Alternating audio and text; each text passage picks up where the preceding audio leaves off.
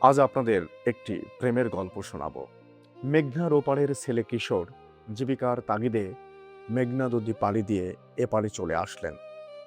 সেখানে এসে প্রত্যেক দিন তিনি কঠিন পরিশ্রম করতেন এবং উপার্জন করতেন। তার স্বপ্ন, উপার্জিত টাকার পরিমাণ যখন অনেক হয়ে যাবে তখন মেঘনা নদীর ওপারে গিয়ে সুন্দর দেখে একটি মেয়েকে বিয়ে করে জীবন যাপন করবে। কিন্তু কাজের ফাঁকেই তার সাথে পরিচয় হলো একটি মেয়ের সাথে, যার নাম রাজার ঝি।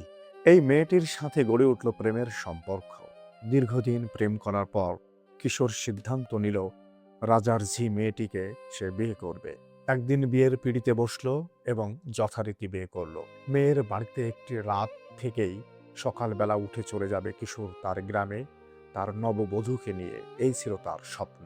সে রাত ছিল অনেক রোমাঞ্চকর একটি রাত কাটিয়ে কিশোর তার নববধূ রাজার ঝিকে নিয়ে নৌকাযোগে রওনা হলো তার গ্রামে।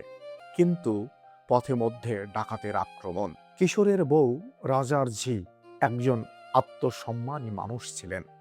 তার ইজ্জত বাঁচাবার জন্য তিনি নদীর জলে লাফ দিলেন। ডাকাতরা সব লুণ্ঠন করে নিয়ে চলে গেল।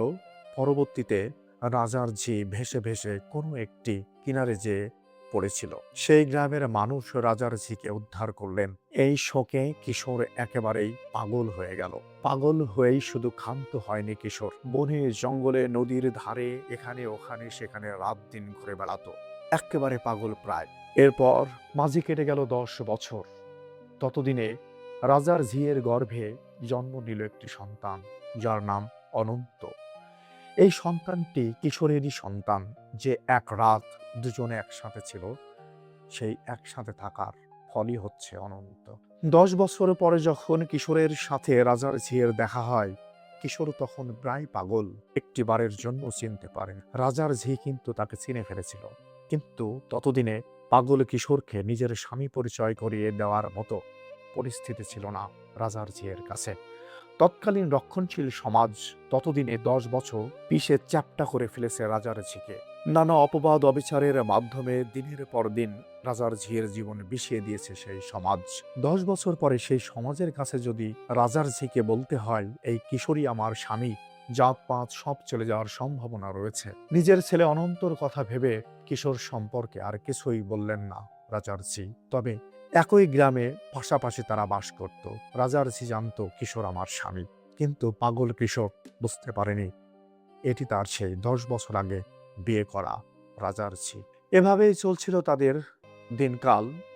রাজার ঝি মনে মনে ভীষণ ভালোবাসে কিশোরকে তখনও, কারণ রাজার ঝি জানে সে আমার স্বামী। শুধুমাত্র পরিস্থিতির কারণে সমাজের কাছে বলতে পারছে না কিশোর আমার হাজব্যান্ড। এমতো অবস্থায় একদিন হোলি উৎসব শুরু হলো। হই হুল্লোড় আনন্দ উল্লাসের সাথে হোলি উৎসব পালন করা হচ্ছিল। কিশোরের মাথায় কি ভূত চাপলো, দৌড়ে চলে আসে রাজার ঝিয়ের বাড়িতে। তারপর এক লাফে রাজার ঝিকে কোলে তুলে নেয়। তার বুকের সাথে মুখ ঘষতে ঘষতে সজোরে আছাড় মেরে ফেলে দিল। তখন হোলি উৎসবের অসংখ্য লোক তেড়ে চলে আসলো কিশোরের দিক। বেদম মারপিট করা হলো সেখানে। এটা দেখে আবার রাজার ঝি জ্ঞান হারিয়ে ফেললেন। এই বেদম মারপিট করার কারণে পরের দিন সকালে কিশোরের মৃত্যু হয়।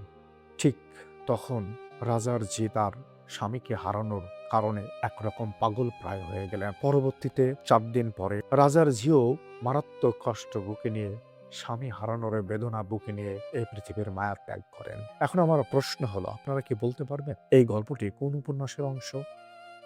যদি বলতে পারেন কমেন্ট বক্সে অবশ্যই জানিয়ে দিবেন। আর আমি 2 দিন পরে কমেন্ট বক্সে এমনিতেই উল্লেখ করব। সবার জন্য ভালোবাসা। সবাই ভালো থাকুন, সুস্থ থাকুন।